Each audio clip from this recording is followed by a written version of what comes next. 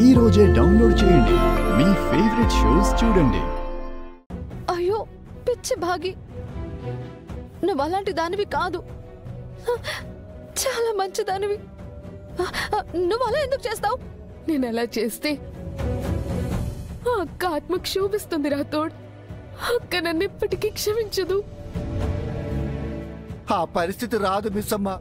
నీ మనసు నాకు తెలియదా? ఏమో, ఇప్పుడున్న మనసు రేపు ఉంటుందా? ఈ బిడ్డ పుట్టాక ఆ మనసు మారిపోయి స్వార్థంతో సవతి తల్లిలా ప్రవర్తిస్తే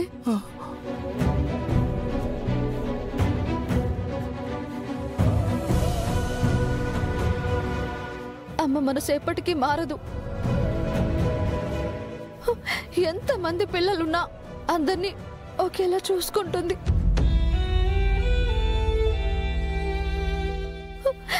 అందుకు నేనే సాక్ష్యం.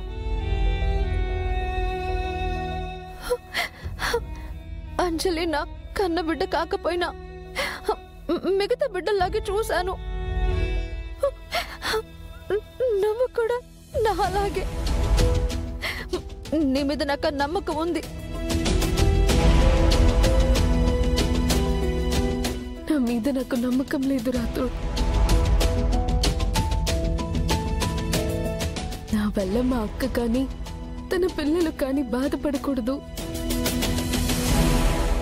ఎప్పుడైతే నేను ఆయన భార్యనయ్యానో అప్పుడే అక్క పిల్లలు నా సొంత పిల్లలయ్యారు.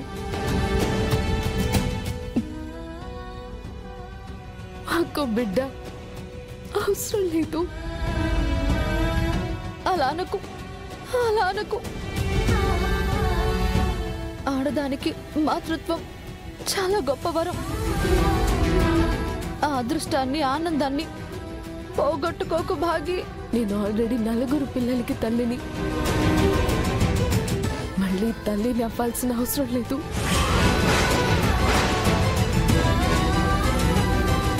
రేపే హాస్పిటల్కి వెళ్ళి అబార్షన్ చేయించుకుంటాను.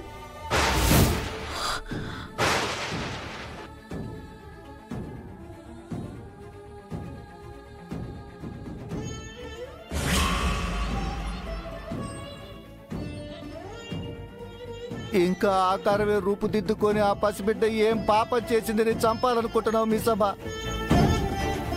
పాపం ఏదైనా ఉంటే అది నాకే తగులుతుంది రాతోడ్.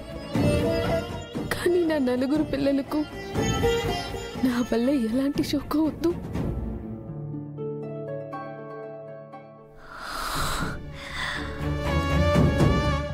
మిస్సమ్మ, ఈ విషయం సారుకు తెలిస్తే పెద్ద ప్రాబ్లం అవుతుంది. తెలుసు రాతోడ్. ఆయన నన్ను తిడతారు, కోప్పడతారు, అసహించుకుంటారు కూడా. కానీ నేను సవతి తల్లినయ్యి 4 పిల్లలకి నరకం చూపించడం కంటే ఆ నరకం ఏదో నేను పడ్డమే మంచిది.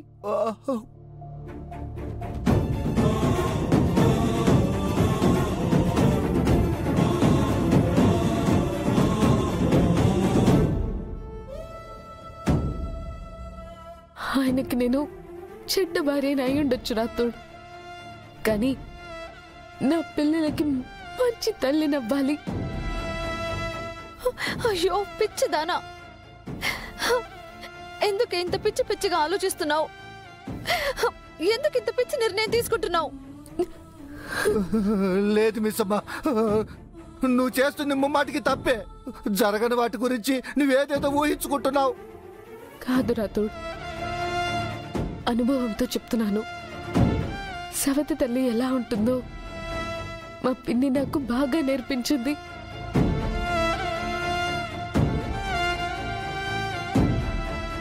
పిన్ని వల్ల నేను పడిన బాధలు నా వల్ల ఈ పిల్లలు పడకూడదు.